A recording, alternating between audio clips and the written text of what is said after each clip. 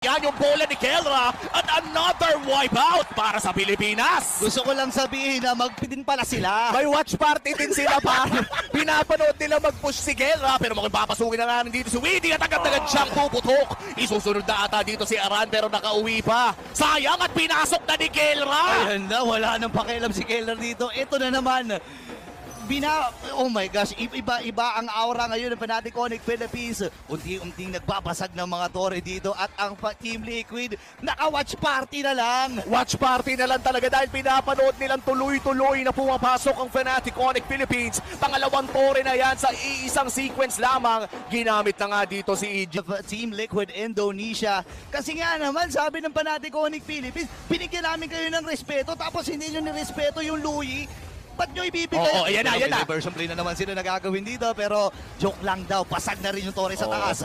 Yan talaga ang legit at Aran nag-flicker na naman sa terms. Si Brusco na ata makakatakit doon sa may bandang hirap. Pero si Wega kin na nga dito kay Aran. At isusunod pa ni Weedy boy. Oh my gosh, ito na ata ang pagtatapos ng game number 2. Tatlo natitira para sa Team Liquid.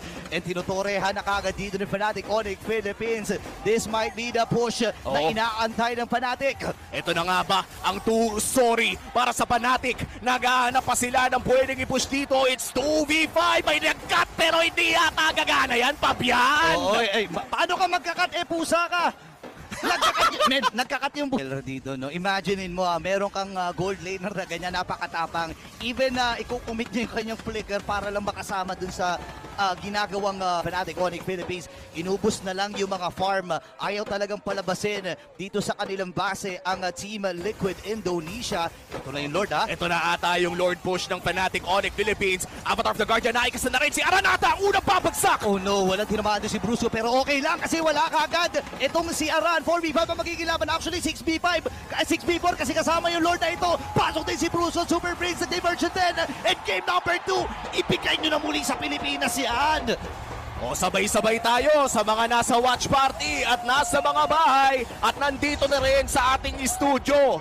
O ito ha, sorry! Paano ba naman yan?